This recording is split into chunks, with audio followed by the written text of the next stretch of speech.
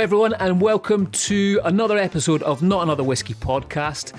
I'm doing a wee 30 minutes with today, without the help of my trusted sidekick Nicholas, as he has had to nip down to the shops to get some new product for his hair. Actually, that's a joke. If I was always waiting for him to do that, we'd never get any fucking shows done. So, no, but the reason Nicholas isn't here today is because I'm recording today's episode from a very special location, inside the Coleburn distillery, inside one of their warehouses. Now, at this point, you may wonder what and where the Coleburn distillery is. Well, the good news is I have Dean Jode, who is the head of whiskey creation for Murray McDavid, who is going to tell us all about this and this amazing mothballed distillery, and we're going to chat about some delicious drams from Murray McDavid and what is being kept here, as much as Dean can tell us. So, Dean, welcome to the show, man, and thanks for inviting me down to this amazing spot. Mitch, absolute pleasure to welcome you here to Coleburn. It's certainly a site where people really need to come to experience the sheer splendor and diversity of whiskey appreciation that we are trying to create here under the Murray McDavid banner. Absolutely, mate. And let's just set the scene for the listener right here. We're in your amazing warehouse. It's probably, what do you reckon the temperature is in here right now? 4 degrees centigrade? It's actually, yeah, there's a thermometer just down at the back of warehouse 2 where we're recording at the moment. We're just over five today. Yeah. So if you hear me sniffling, Dean sniffling, you know why. We've actually set the microphones up on a cask. Dean, what cask is this? I haven't even looked. This is actually probably one of the youngest whiskies in the warehouse. We've got a single malt, which is labelled Brayville. Some of you may formerly have known this as Braes of Glenlivet, which it would have been labelled back in the day. But I think it was around, 94, 96, that the title Bray of Glenlivet was revoked for independent bottlers, and you would have now seen it under the title of Brayville. So this was distilled in 2014. Currently resting in a first fill Oloroso sherry hogshead. But Mitch, what I want to do is just communicate to people out there, actually, just the casks around it, the 4 casks sitting by the side, because this is what, in a nutshell, we're doing here at Murray McDavid at Coleburn. The cask below, I should say we're in a Stowe number 69 in warehouse 2 at Coleburn. I like that number, mate. That's a good number. Well, actually, I've just given the bloody exact location for anybody wanting to come and take this next cask in their car. Stowe number 1 is actually a 2003 Bowmore, which has been finishing in a dessert wine cask.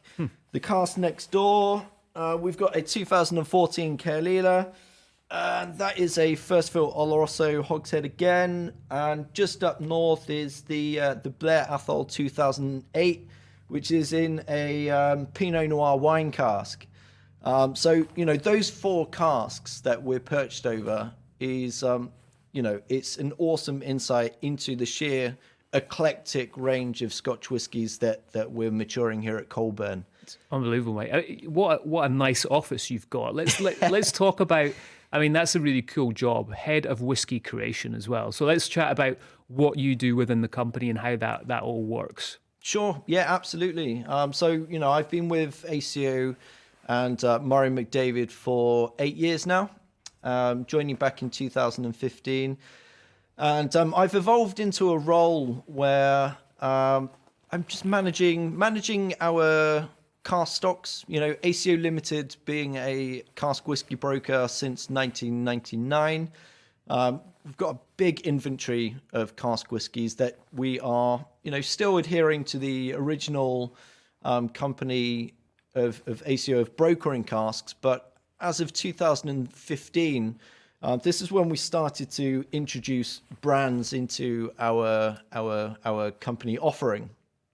And there wasn't really a figurehead at the time within the company to take charge of these brands and to strategize stocks for future bottlings. And being a much younger and less wrinkly guy than I was back then. Now, sorry. I just took the bull by the horns and thought, well, you know what? If nobody's going to structure or plan, our next releases, then I'm going to be the guy to do it. Because, as a whiskey fan, I've always been curious about the creation of flavor, the development of different styles of spirit.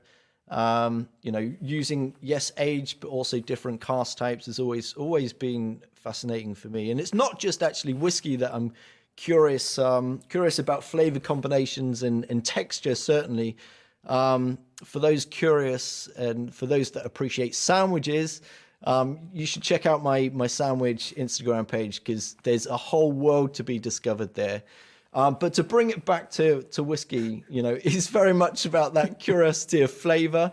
When we currently buy spirit in Coleburn here today, we've got single malt from just over 90 different distilleries. We've got, the Bravel just under us here, distilled in 2014. We've got single malt dating back to 1962. And when you consider the origins of those single malts, the age, we've also got casks from over 120 different origins.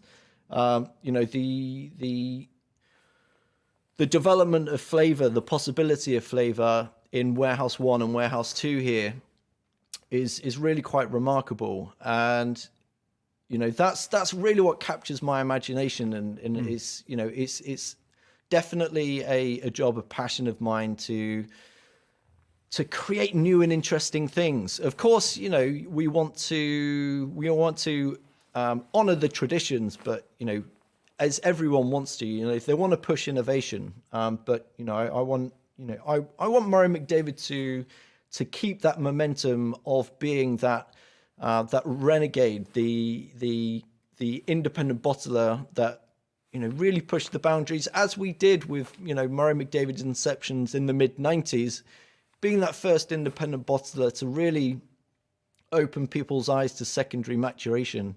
And, this Pinot Noir cask sitting next to us here with the 2008 Blair Athol, these are relatively new kinds of casks within the industry.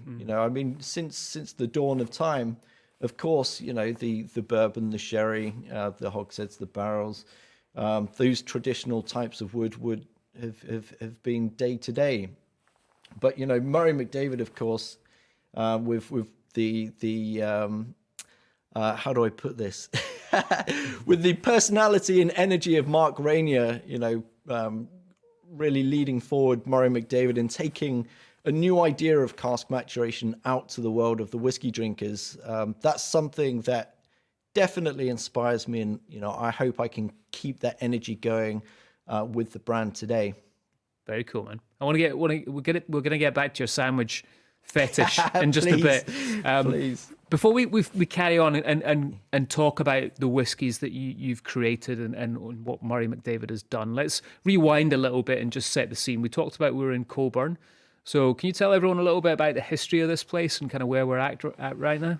Sure, yeah. Coleburn, it was in the warehouses here, of course, built in 1897. But it was one of those distilleries, it's formerly owned by Diageo, and it went through periods of producing, not producing. It was one of the kind of experimental sites for Diageo. I think they were experimenting with yeast strains back in the day here. Interesting. But like a few others, it was partly the downfall here, I think, was the water supply. I think there were issues with that. And, it was mothballed in, I think it was 85, it was mothballed. And all of the distilling equipment removed. And, it lay dormant for quite a while. And, ACO Limited came in on site back in 2013 to revive the traditional dunnage warehouses here. And I mean, honestly, coming onto site, although, slightly before my time, but I've seen pictures. I mean, it really looked like a perfect setting for, a 28 days later kind of film. It was a zombie apocalypse kind of inspired. That must have been so cool seeing that though. Like I love that, going into like an old distillery. I've never been into one that's been completely mothballed, but I've been to one that is basically devastated. So what was that like when you came into this being mothballed? I mean, it must have been pretty cool. You find anything interesting? Well, I mean, as I say, it was slightly before my time. ACO and Edwards, our managing director, he came to this place in 2013. And, we didn't have access to any of the production site. So we operate from the office, the filling store, and of course the warehouse is here. So no, I wish I told you that, or wish I could tell you that this warehouse was laced with casks of Coleburn single malt that people have forgotten about for 50 years. Can you imagine? That'd be the dream. It would. Give us a little bit of history about Murray McDavid and the company, how it all started. You guys are independent bottlers. I also want to dig in a little bit about, what's happening right now in the world of independent bottlings, but we'll get into that in a second. But can you tell everyone a little bit about Murray McDavid? Of course, yeah. I mean, I touched upon the origins of Murray McDavid just a minute ago, but it's very much worth noting that how we see independent bottlers today. There's a lot of them out there today, which isn't a problem. I love that because being a freak for flavor, as it were, seeing so many independent bottlers trying different styles of whiskey creation. That is all a discovery of flavor, which I find very, very exciting. It can either inspire or it can either deter you from, trying similar pursuits or trying new things. But what I'm getting at is there's a lot of producers today doing great things, doing interesting things. But if we rewind back to like the early to mid 90s, it was a completely different scene. I mean, I'm talking to you as if I was there, but I would have been 6 or 7 years of age running about the school field. Giving away your age there, mate. Yeah, very much so. But no, it's looking back in the history books and inspecting the environment of the mid 90s and independent bottlers. Yes, we have the grand classic historical independent bottlers out there. We're just 4 miles down the road from Elgin here. So, of course, we have royalty in our midst from Gordon and MacPhail, who, they've been bottling since the dawn of time and have some amazing stocks that we all know of. But they are what we would associate as very much a classic style of independent bottler. Murray McDavid are the flip opposite of that. We were kind of the market disturbers of Scotch whiskey back in the mid 90s. And as I mentioned, Mark Rainier being the energy and the inspiration really driving that project forward. Him and Simon Coughlin were wine merchants in London in, I think, 70s, 80s, importing lots of wonderful wines from around the world. And Gordon Wright is one of Murray McDavid's founders of family Springbank Cadenheads. So they joined forces to create this kind of visionary brand, this visionary independent bottler, to actually start moving away from the classic wood types that the likes of Cadenheads back in the day, Gordon MacPhail, and those alike would be, elegantly, gently maturing single malts in refill casks over many years to create, classic flavors. And, Mark being this ball of energy and visionary, as I say, wanted to kind of shake that up to introduce, honor the traditions of, single malt characters and flavors. What let's say, Blair Athol here. The characters of Blair Athol. We don't want to. We want to celebrate those distillery characteristics, but we want to create new and interesting flavors alongside that.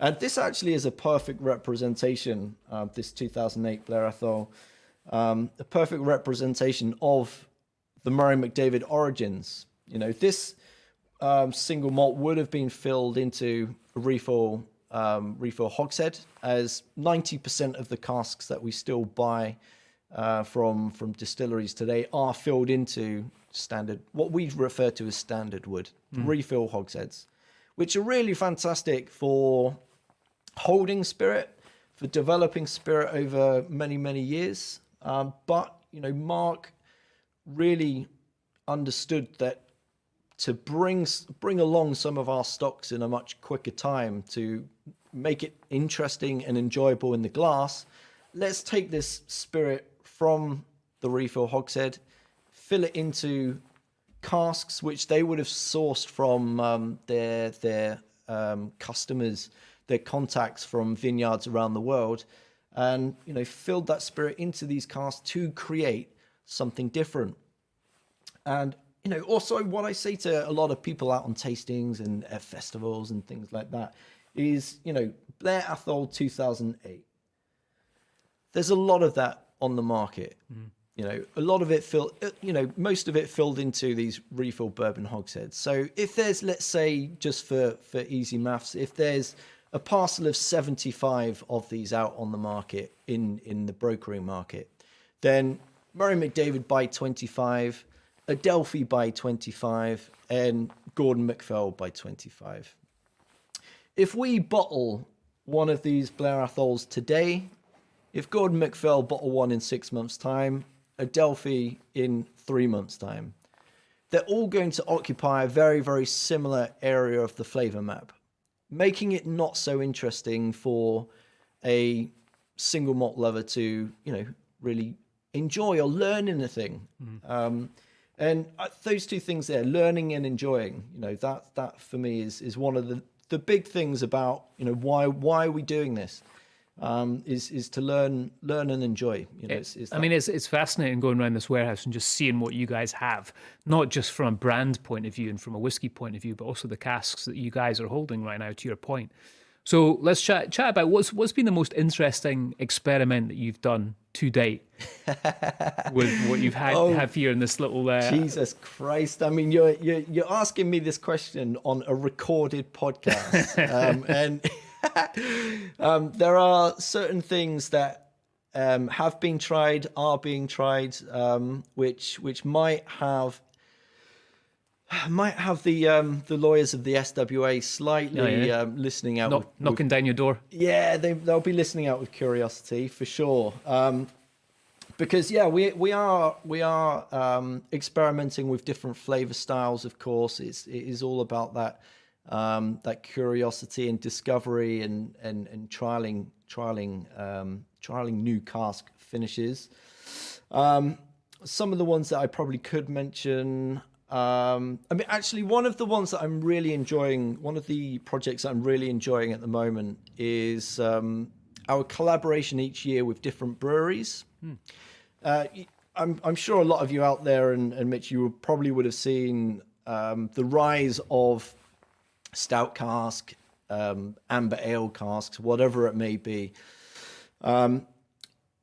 Introducing these, stout is a winner. I mean, stout, if you're sourcing quality casks, I've found over the past couple of years, the higher the ABV of the stout being produced, generally the better in terms of influence into the spirit. I've tried a few amber ale cask finishes as well, but sometimes those ales aren't so high on the ABV, so we're actually it's a much lighter style of influence. Stout's going to give you a bit of color there as well, which always raises intrigue for people perusing the shelves. But the amber ale is quite interesting because you get that hoppiness through on the finish.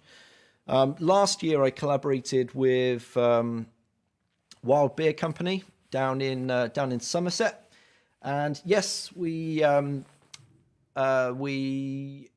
actually exchanged casks. So what I try and do here when we're emptying our casks to be bottled for Murray McDavid, I'll give notification to certain breweries and say, look, we've got these freshly emptied. What do you want to do with them? And, we do a cask swap scheme. So, they'll pay for the transport of casks down to their brewery. They'll condition their beer or whatever it might be in our ex-Murray McDavid casks. And then we'll bring them back up the road here to Coleburn. But the one from Wild Beer that I'm most curious / terrified about is they produced an awesome grapefruit sour, which has been aged for 6 months in an ex-Lechik cask. So this grapefruit sour, really zingy, really fresh, really vibrant, with a little bit of, actually no, it's not a little bit. There's quite a lot of like minerality, lots of smoke that comes through on the finish. Very, very cool. However, the flavors from that, what the hell am I expecting from that grapefruit sour to come through in spirit? That's going to be really cool. I had a little bit of experience with that with Glenfiddich because the IPA experimental series came out. So, and that was interesting because I remember Brian Kinsman sending some samples, and some of them, and I know Brian won't mind me saying this on record, but they just didn't work. You know? And that's the thing about experimenting with things like this. Sometimes it works amazingly well, and sometimes you're just like, oh my God, why did I do that? Have you had any stinkers like that before, where it's just been like, oh no? Exactly. Yeah. No, there hasn't been anything. In all honesty, there hasn't been anything that has gone catastrophically wrong. There's been a lot of occasions where it's just very, very underwhelming. Yeah. There isn't enough pickup of character. If we're going to be doing these types of interesting finishes, then it can't just quietly say, I'm an amber ale cask finish. You want it to scream, I'm an amber ale cask. Yeah. So, you need to collaborate the spirit character, because, working with around 90 different spirit types, and we would only get 6 to 8 of these amber ale casks. It's quite a selection to understand the spirit types that we have, which is going to be best for that kind of cask finish. And not having worked with a grapefruit sour cask before, there is an element of risk in there, but of course, I've been in the role for a while now, so it's more of a, of course, educated guess there, or educated understanding. I should never be guessing in my role. Sorry, man. Oh God, I'll edit that out. Yeah, I won't edit that out. God damn it. Let's chat about how it is to be an independent bottler in this climate. So as we record this, we're literally weeks after the SWA released all the figures worldwide for the amazing growth of Scotch whisky, which obviously means a huge demand right now for not only the liquid, but also the casks, which you guys are very heavily involved in. And you're trying to buy the liquid as well from these distilleries. So how is that right now in this current climate? Is it quite tough getting both those products? Oh, honestly, it's a real battle. Murray McDavid are quite fortunate in the respects that we're in the stable of ACO Limited. So Murray McDavid, we feed all of our whiskies through the ACO stable. And, ACO stock holdings, currently, we're probably about 45,000 casks in stock. Wow. And, I get to curate projects for what I call our core Murray McDavid ranges, which, they might be single cast, they might be small batches of, 1,500 to 2,000. And, historically, we've bottled, what have we done? 20 to 25 products on each release, and we might do 2 of those a year. So, we don't really touch the sides on ACO stock in those 45,000. But it's very much, of course, with cask finishing, it's all about laying down stock. Sourcing wood has been actually quite tricky over the past couple of years. Prices certainly of American oak we're seeing going rocketing. That's one to watch. That's pretty scary. What are you paying for an American cask right now? Well, I mean, we buy from a couple of sources. We as Murray McDavid, we try and collaborate with cask partners from around the world, and over in the States we partner up with Koval Distillery, who produce some really wonderful styles of American spirit. The classic bourbons, the rye. I can see a few of them kicking about as I stand here. Actually, absolutely. Cool Really lovely little 110 litre casks. So we get really nice pickup in a good short time there. They've just adopted the more traditional 200 litre barrels as well. But we import all of their casks, and we've luckily got a fixed price on those. But when we're buying casks where we don't need to necessarily use the name of the distillery like we do with Koval, I've seen prices jump from for a first fill barrel I've seen in the past couple of years jump from £125 a barrel buying on bulk to, I saw an offer the other day, a short offer of I think it was just under €300. Wow. It's that's getting crazy. When planning projects, we've just introduced this accessible range of single malts under Murray McDavid called the Caskcraft range, which I'm trying to create this range to end up at this price point of about £35. Underneath £35, that's where we're aiming. But with the rise of cost of spirit supply, that new make spirit supply is almost doubled in some cases as well.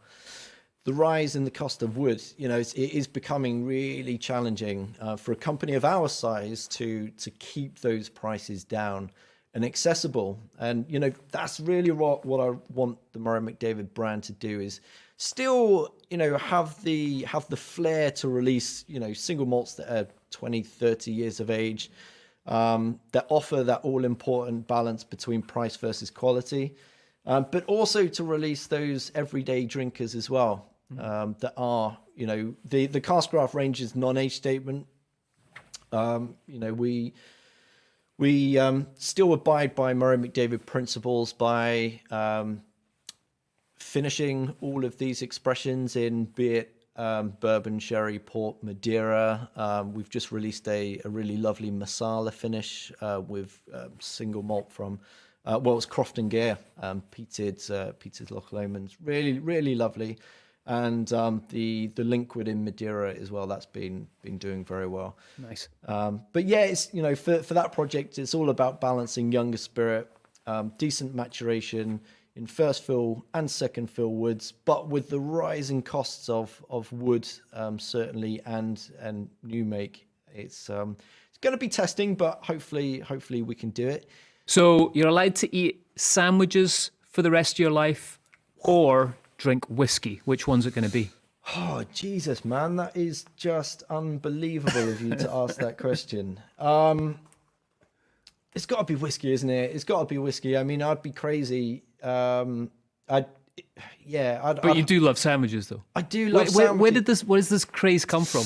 Well, a sandwich is the only meal that you really need in your life, because it ticks all of the boxes. You've got, if you're doing it properly, you've got 2 slabs of carbs, and you've got, meat, cheese, a bit of greenery, if you're feeling fancy. Mate, I think you should apply for a job as like one of the bread makers ambassadors. You do an amazing job at that. It's my I do have an exit plan for when I'm grey and old of Murray McDavid, and it's back down south, down in Cheltenham, where I'm from, down in the south of England.